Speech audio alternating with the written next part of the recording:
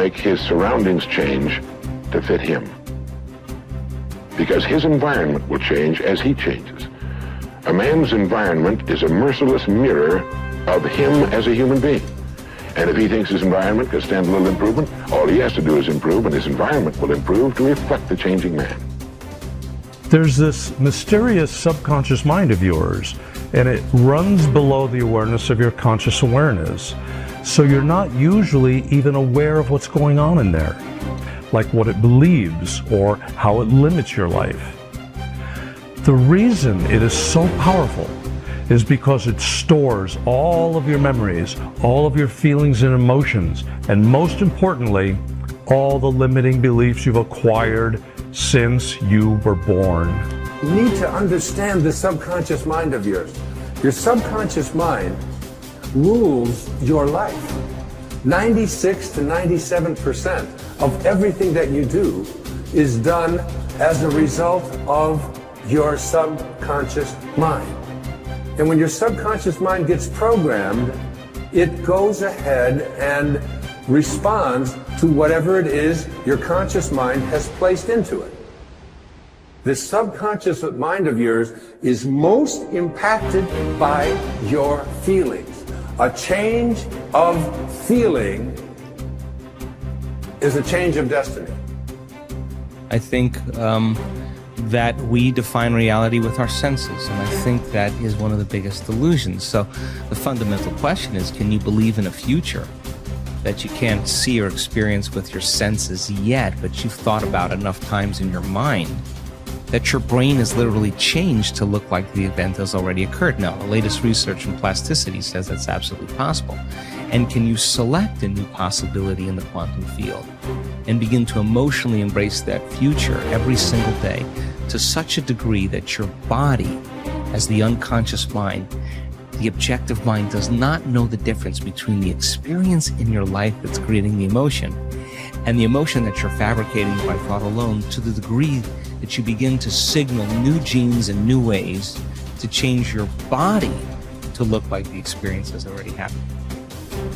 Begin to act as would the person you most want to become. Now that is, if you were already in possession of the goal you're shooting for, how would you conduct yourself in all of your affairs? Well, do it now, and tomorrow, and the next day. Begin now to act the part of the person you most want to become, and you'll end by becoming that person. Subtly, in little ways, in the way you dress, in the way you talk, in the unfailing courtesy you show to every person with whom you come in contact. Begin to act the part of the person who has already achieved that which you're shooting for. The German philosopher Goethe gave us the secret when he said, before you can do something, you must first be something. When you behave like the person you most want to become, the things that person would have will tend to come to you. It's simply cause and effect. Don't be in too big a hurry. It takes longer to build a skyscraper than a chicken coop.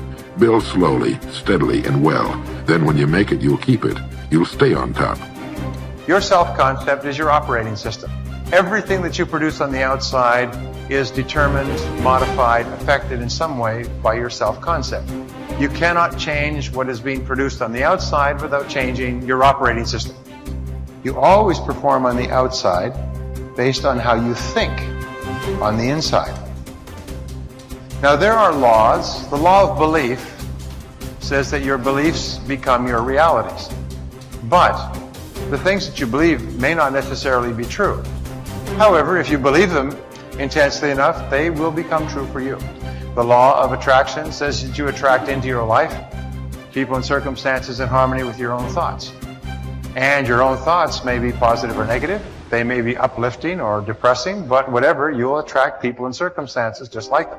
The law of expectation says that your expectations tend to become your own self-fulfilling prophecies.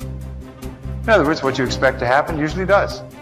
For instance, your expectations could be that you are destined to have an extraordinary life and be extremely successful.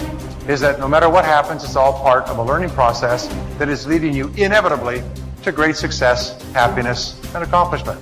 And if you absolutely expect that to be true, if that's your fundamental belief, then over time that will become true. You'll be able to throw off the ups and downs of life. You'll be able to ignore the negative influences around you. If you confidently expect to be a great success, then by gum, you sure will be. No matter what people tell you, You just say, well, it'll be all right. Everything will work out fine. And we know that an attitude of confident expectation is a hallmark of highly successful people. They just expect to succeed more than they fail. They expect to keep making progress. They just confidently expect it. And surprise, surprise, your expectations affect your realities. What you experience on the outside is determined by how you think on the inside. As they say, you are not what you think you are, but what you think you are. Here's 2 excellent questions to jot down. And this is for mature people now, because these are kind of tough questions, especially one. Here's the first question. What's got you turned on? That's a good list to make. Here's what's got me turned on. Here's what's got me up early, staying up late, maximizing my abilities all day long. Here's the list of what's got me turned on. Now here's the next question. What's got you turned off? How come you don't have the zest and the vitality and the appetite for daily accomplishment? I started making a list of the things that had me turned off. And once I got that settled and then started making a list of what had me turned on and what would turn me on in the future, my life has never been the same. It was like a revolution, a personal revolution, a 180-degree turn. I can't say it strong enough. It's easy to get lazy in designing the day and designing the year and designing the future and designing what you want to accomplish and just cross your fingers and hope it'll all work out, that the favorable winds will blow it all your way. I'm telling you, it's not going to happen. So this is part of the exercise. It's just, buckling down, making this list. And you got to continue this long after we've, turned out the lights and we've all gone home. Keep this up. And one of the best ways to keep it up, I've already covered yesterday, is what? Teach it. Key is to teach it. Jan was right. You don't need recognition. Just go give everybody you can think of that deserves it recognition. And your own self-satisfaction is recognition. Now, if they never put a crown on your head, who cares? One of the great rules, by the way, one of the most important of all principles, is to challenge your self-limiting beliefs. You see, we are all plagued by self-limiting beliefs. Beliefs that we tell ourselves, things that we tell ourselves to hold ourselves back. We hold ourselves back with self-limiting beliefs. We tell ourselves that we're limited in some way, when in reality, not true at all. In fact, Ernest Holmes, the great metaphysician, once said that all negativity is rooted essentially in the frustration of potential. People feel that they're capable of doing vastly more. Nelson Mandela said, our great problem is not that we feel that we are powerless, but that deep down inside we feel that we are powerful beyond measure. Which brings us to all performance, all improvement in personal performance begins with an improvement in your self-concept, in your beliefs about yourself. Good thinkers always prime the pump of ideas. They always look for things to get the thinking process started, because what you put in always impacts what comes out. Read books, review trade magazines, listen to tapes, and spend time with good thinkers. And when something intrigues you, whether it's someone else's idea or the seed of an idea that you've come up with yourself, keep it in front of you. Put it in writing and keep it somewhere in your favorite thinking place to stimulate your thinking. Spend time with the right people. As I worked on this section and bounced my ideas off of some key people so that my thoughts would be stretched, I realized something about myself. All of the people in my life whom I consider to be close friends or colleagues are thinkers. Now, I love all people. I try to be kind to everyone I meet, and I desire to add value to as many people as I can through conferences, books, audio lessons, etc. But the people I seek out and choose to spend time with all challenge me with their thinking and their actions.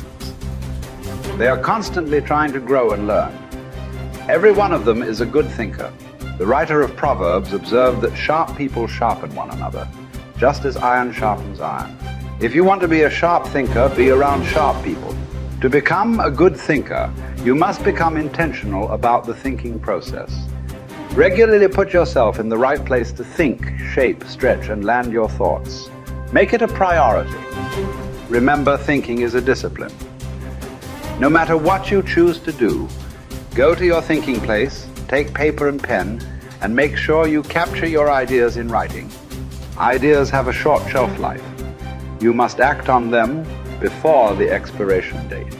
World Walleye Flying Ace Eddie Rickenbacker said it all when he remarked, I can give you a 6-word formula for success. Think things through, the follow through. To start the thinking process, You cannot rely on your feelings. In Failing Forward, I wrote that you can act your way into feeling long before you can feel your way into action. If you wait until you feel like doing something, you will likely never accomplish it. The same is true for thinking. You cannot wait until you feel like thinking to do it. However, I've found that once you engage in the process of good thinking, you can use your emotions to feed the process and create mental momentum. Try it for yourself. After you go through the disciplined process of thinking and enjoy some success, allow yourself to savor the moment and try riding the mental energy of that success. If you're like me, it's likely to spur additional thoughts and productive ideas. One good thought does not make a good life. The people who have one good thought and try to ride it for an entire career often end up unhappy or destitute. They are the one-hit wonders, the one-book authors, the one-message speakers, the one-time inventors who spend their life struggling to protect or promote their single idea. Success comes to those who have an entire mountain of gold that they continually mine, not those who find one nugget and try to live on it for 50 years. To become someone who can mine a lot of gold, you need to keep repeating the process of good thinking. Becoming a good thinker isn't overly complicated. It's a discipline.